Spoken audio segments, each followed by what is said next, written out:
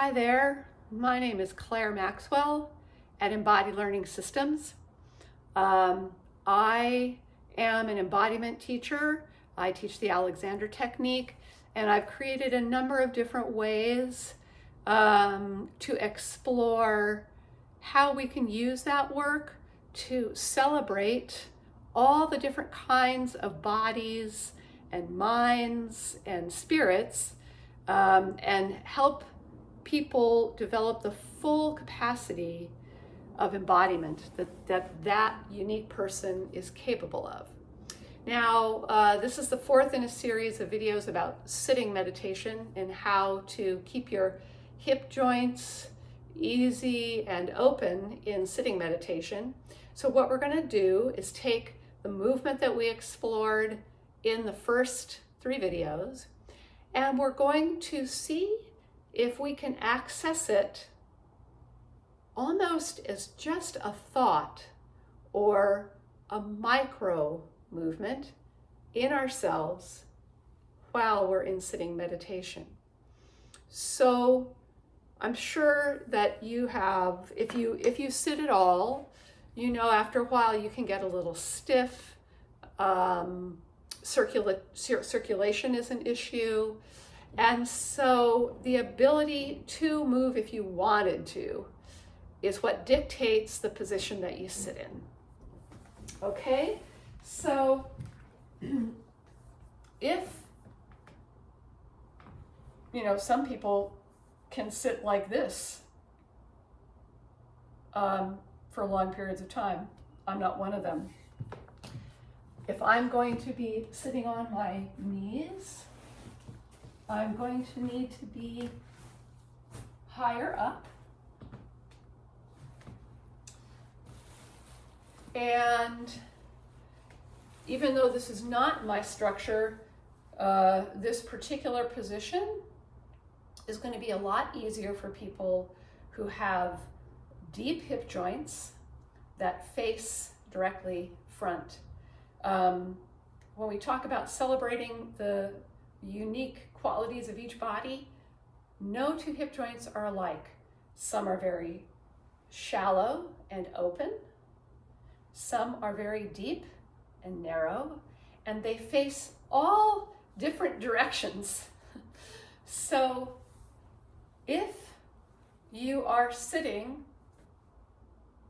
and you find that you cannot move a little bit at your hip joint, even if you're sitting in a chair right now, just try a little bit of circular movement around, okay?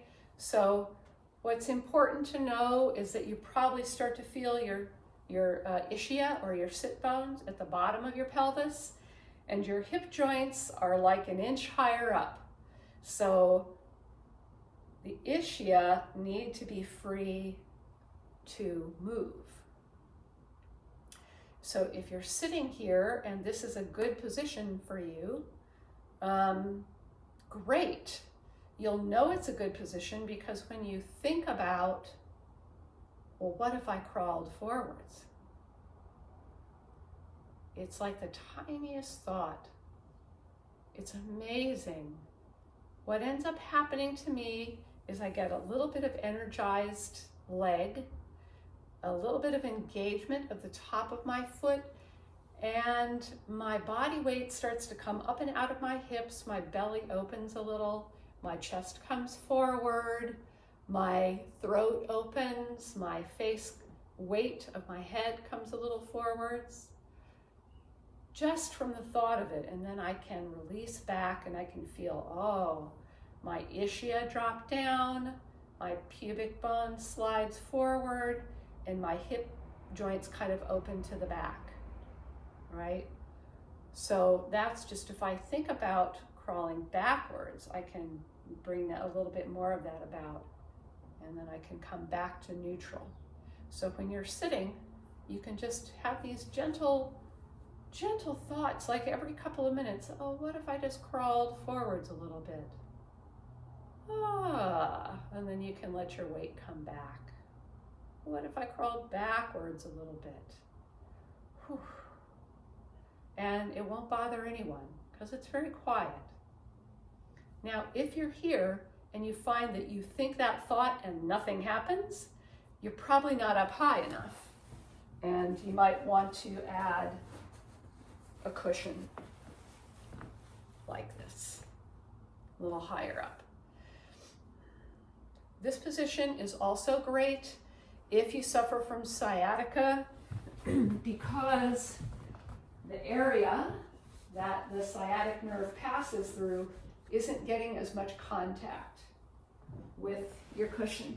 So this was a position that I would choose a lot. I actually alternate between the two positions I'm going to show you. And so that's probably going to be more comfortable if you have a narrower pelvis and those narrower hip joints.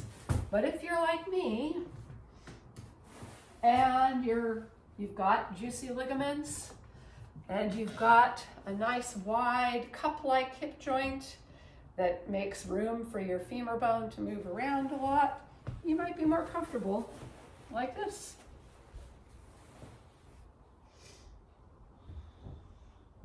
But you can still have that same thought. So I personally don't sit in a full lotus because I want to be able to engage my legs. I want this part of my leg and the top of my foot to be touching the ground so that I can get activated through my whole body as if I was going to crawl forwards. Okay? So it's the same here. You can just think, what if I was going to crawl forwards? Woo, it sends me just delicately forward. And then I can come back to neutral. What if I was going to crawl backwards? My pubic bone tips up, my ischiac kind of drop down, my hip joints open up, and I can even just do a little gentle circling movement or a little side-to-side movement just to keep the cartilage lubricated and the joints happy. And I've been able to sit for much longer than I thought when I originally started, because my sciatica was so bad. I thought, well, I'm not going to be able to do this. It wasn't true. So I hope this helps you. And if you want to get more information about your body, your unique body, I put out a newsletter every 2 weeks. It's a celebratory newsletter, a wondrous newsletter, and you can find out about it in the chat, or what? It's not the chat, I'm not on Zoom, it's the description box. And I do teach. I teach online, I teach privately in New York, in person, and I teach worldwide online. So if you'd like to explore some of the challenges that you're having and challenge your ideas about what you can do with your body, I hope you'll get in touch. Thanks so much for watching. Bye.